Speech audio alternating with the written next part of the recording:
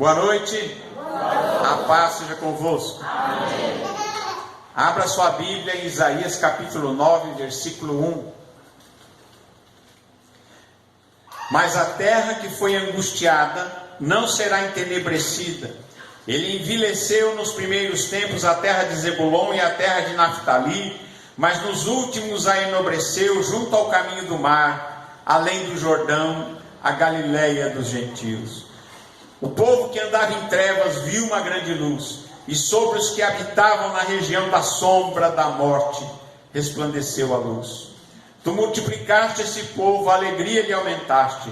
Todos se alegrarão perante ti, como se alegram na ceifa, e como exultam quando se reparte os despojos.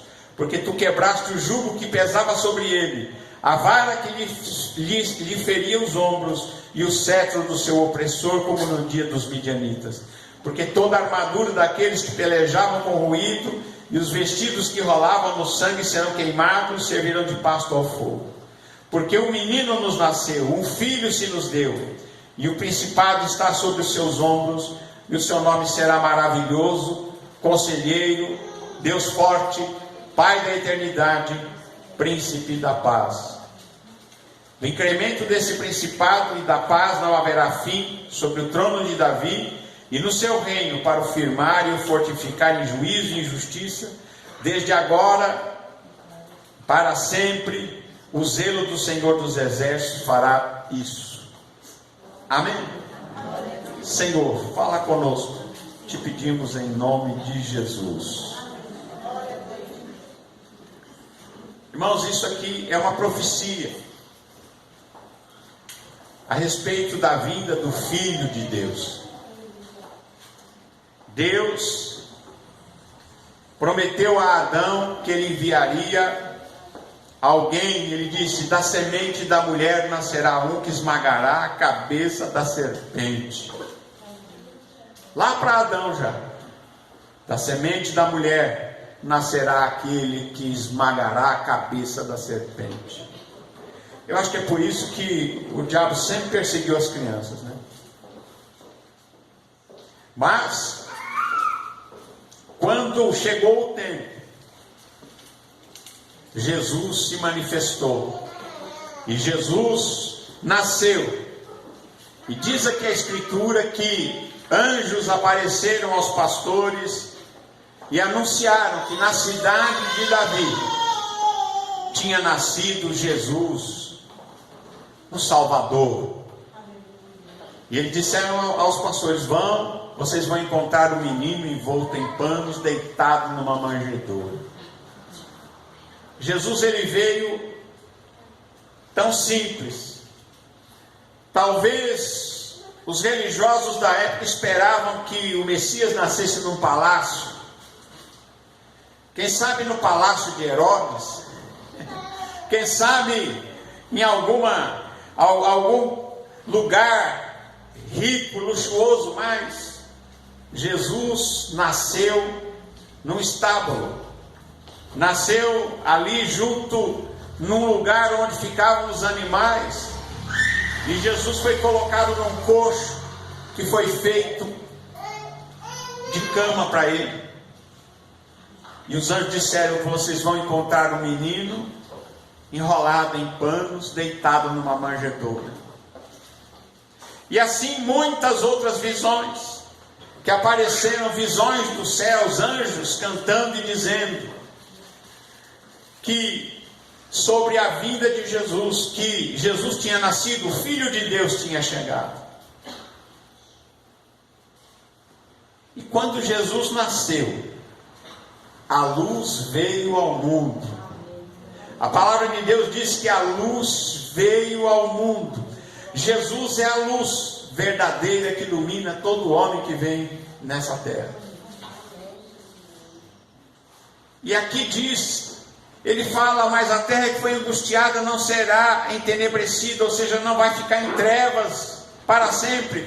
Ele diz que nos primeiros tempos aquela terra se tornou vil, mas nos últimos tempos Deus enobreceu aquela terra de Zebulon e de Naftali, ali perto do caminho do mar, além do Jordão, a Galileia dos gentios. Sabe por quê?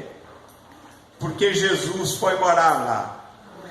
Quando Jesus começou o seu ministério, ele mudou-se para Cafarnaum. Ele mudou para essa terra chamada a terra de Zebulon e de Naftali, terra onde pertencia a Israel. Quando houve a divisão dos reinos, duas tribos ficaram em Jerusalém e 10 tribos em Samaria.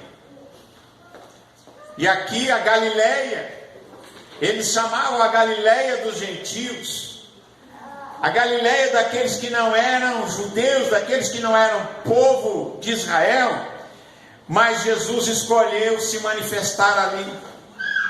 Ele se manifestou ali em Cafarnaum, em Betsaida, e naquelas cidades circunvizinhas.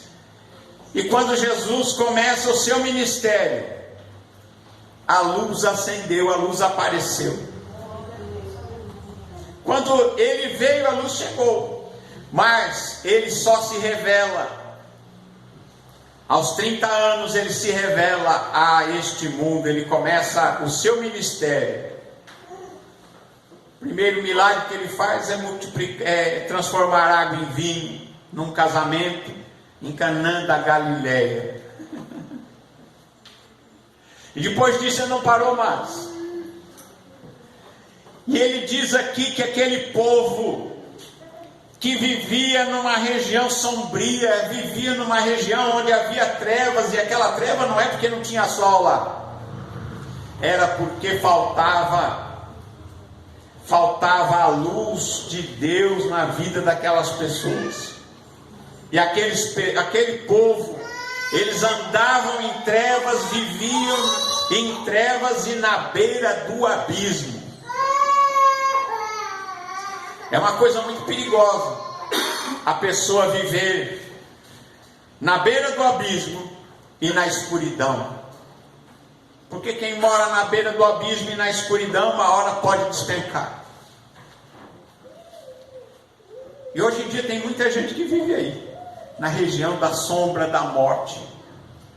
Existe. Tem gente que habita esse lugar, mas não precisa ser assim, porque a luz já veio, a luz já foi declarada, Jesus já disse: eu sou a luz do mundo, quem me segue não andará em trevas, mas terá a luz da vida. Irmãos, Jesus veio para dar vida, e Jesus não quer que ninguém habite na escuridão, na sombra da morte, porque Jesus é luz e é vida, e Ele veio para iluminar o nosso entendimento, o nosso coração, a nossa alma. Ele veio para trazer luz para a nossa existência. Quanta gente vive nessa região aí, não em Cafarnaum, mas na região da sombra e da morte.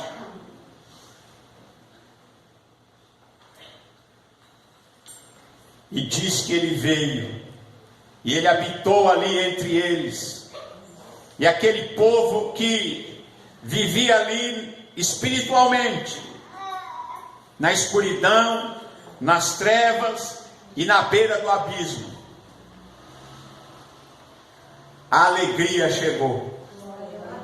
Quando Jesus começa a fazer milagres ali, começa a se manifestar e começa a ensinar o reino de Deus, ele diz: o reino de Deus chegou. João Batista pregava: olha, o reino de Deus está próximo. Mas Jesus pregava diferente, ele diz: o reino de Deus está aqui.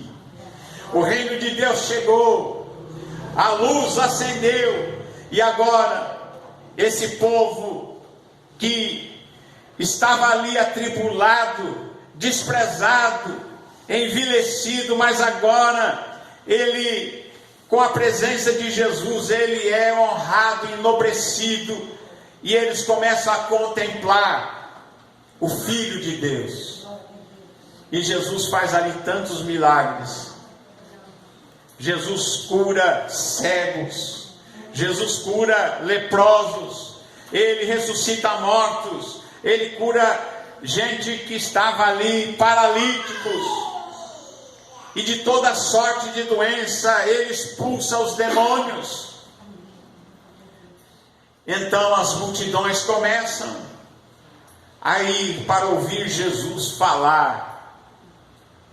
Irmãos, quanta gente saiu daquela região, quanta gente que vivia espiritualmente em escuridão, que vivia ali na beira do abismo espiritual, agora estava enxergando a verdadeira luz que vem ao mundo para iluminar todo homem que vem nessa terra. Graças a Deus que a gente enxergou também. Você enxergou, você tem enxergado. E se alguém ainda está afastado, alguém ainda não se achegou até Jesus, venha para Jesus para que você tenha luz na sua vida. E ele diz aqui: tu multiplicaste alegria para este povo, a alegria lhe aumentaste, todos se alegrarão perante ti, como se alegram na ceifa. Como alguém se alegra quando tem uma colheita farta, fica feliz porque deu certo o seu trabalho. Assim também aqueles que encontram Jesus se alegram, exultam, ficam alegres, porque o jugo foi quebrado. A corrente que nos prendia, aquela corrente que o inimigo, as potestades e os espíritos tinham colocado sobre nós, foram quebradas e rompidas pelo Senhor Jesus. Ele quebrou os grilhões, quebrou o jugo pesado, quebrou a corrente, iluminou a nossa existência. Irmãos, é a coisa melhor que tem na vida, é seguir a Jesus. É a melhor coisa que você pode fazer na vida, é ser obediente a Jesus, é conhecer o Filho de Deus, saber que Jesus, Ele é o Filho de Deus, Jesus o homem, porque Jesus, Ele nasceu aqui como um bebê, cresceu como criança, e Ele se tornou jovem, se tornou um homem adulto. Por que Deus fez isso? Para poder pagar o preço. E hoje nessa Santa Ceia nós estamos nos lembrando que Ele morreu por nós. A Santa Ceia diz isso: isto é o meu corpo, isto é o meu sangue, porque Ele estava entregando para resgate da nossa alma. Mas importante também nós sabemos que Jesus Cristo ressuscitou, está vivo. Ele ressuscitou dos mortos, está vivo. Ele subiu aos céus, e um dia de lá Ele voltará para arrebatar a sua igreja, para levar a sua igreja, para que o seu povo esteja com Ele para sempre. Amém? Graças a Deus.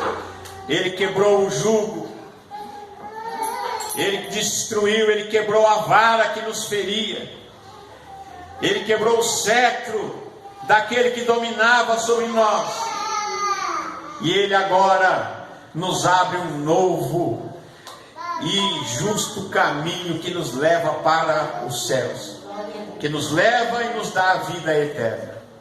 Você já parou para pensar isso? Louvado seja Deus. Sabe por quê? Porque um menino nos nasceu, e esse menino que nasceu é o Filho de Deus.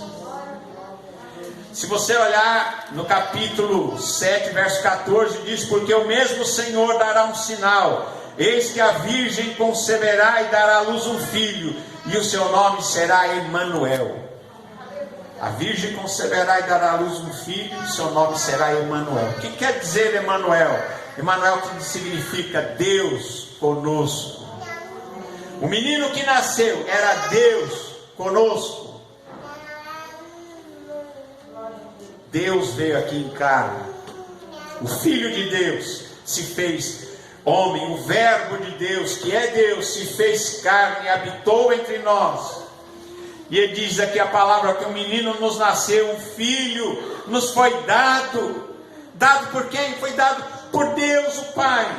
Ele dizia, o principado está sobre os seus ombros, e o nome dele será maravilhoso. Jesus é maravilhoso, irmãos. Qual é o nome dele? Maravilhoso. Conselheiro. Tem muita gente que precisa de conselho, né? Eu aconselho que você se aconselhe com ele. Tem muita gente que vai pedir conselho onde não deve, né? Nunca peça conselho de gente ímpia, porque ele só vai jogar você no buraco. Peça conselho com Deus. Se aconselhe com Jesus. Pergunte para ele: Jesus, no meu lugar, se eu precisasse fazer isso, o que o Senhor faria? E ele vai te mostrar o caminho. Porque ele é o conselheiro. Ele é Deus forte. Ele é Pai da eternidade. Ou como diz alguma tradução que diz, ele é o Pai eterno. Amém? Pai eterno, príncipe da paz. Irmãos, quem tem Jesus tem luz, tem entendimento e tem paz no coração em qualquer situação. Amém? E essa vida aqui apresenta muitas situações, às vezes difíceis. Mas quem tem Jesus como Senhor e como Salvador, tem o príncipe da paz. E sabe que tudo aqui é passageiro. Nada aqui é definitivo. Tudo aqui é só por um tempo. Mas aquilo que Ele tem preparado para nós é eterno. Amém? O que Ele tem preparado para nós é eterno. E o principado dele e o reinado dele não terá fim. Graças a Deus. E diz que o zelo do Senhor dos Exércitos fará isso. Glória a Deus. Em João capítulo 3, verso 16, está escrito assim. Eu acho até que você sabe, decor, né? João 3,16, porque Deus amou o mundo de tal maneira que deu seu Filho unigênito, para que todo aquele que nele crê não pereça, mas tenha a vida eterna. Quando a palavra nós ouvimos aqui, Deus amou o mundo, quer dizer que Deus amou você, que Deus amou a humanidade, os seres humanos. É este a palavra o mundo aqui quer dizer isso. São as pessoas. Deus ama as pessoas, assim como igrejas são pessoas. Amém? A igreja de Jesus são as pessoas, é você, eu, nós todos juntos formamos a igreja de Deus. Amém? Deus te amou de tal maneira que Ele deu o seu Filho unigênito. Por que filho unigênito? Porque ele foi gerado de uma maneira, foi o único gerado por seu pai, e ele não vai gerar outro dessa forma. Gerado aonde? No ventre de Maria, quando ele se fez carne. Porque Deus é o pai de Jesus. O homem Jesus, o menino Jesus, que veio a esse mundo, nasceu de uma virgem por obra do Espírito Santo. E Deus deu o seu Filho unigênito, gerado desta forma, o único gerado desta forma, no ventre de uma virgem, de Maria, né? Ele diz: o seu Filho unigênito, para que todo aquele que nele crê não pereça, não tenha a condenação eterna, mas tenha a vida eterna. Porque então Jesus está falando, tem condenação eterna e tem vida eterna. E a gente tem que escolher. A escolha é sempre sua. A escolha é minha. A escolha é sua. Nós podemos escolher a vida ou a morte. Mas Deus diz assim: escolhe a vida e viva. Amém? Escolha a vida e viva eternamente. Porque aquele que não tem Jesus, aquele que não tem o Filho, ele está perdido. Mas aquele que tem Jesus tem a vida eterna. Porque Deus enviou o seu Filho não para condenar o mundo, não. Ele foi enviado para salvar o mundo. Jesus veio salvar o perdido. E ele disse: quem crê nele, quem crê em Jesus, quem crê no Filho de Deus não é condenado. Mas quem não crê já está condenado, porquanto não crê no unigênito Filho de Deus. E a condenação qual é? A condenação é esta: que a luz veio ao mundo. A luz acendeu, a luz apareceu, a luz veio ao mundo. E ele diz que, mas os homens amaram mais as trevas, amaram mais a escuridão do que a luz, porque as obras deles eram más.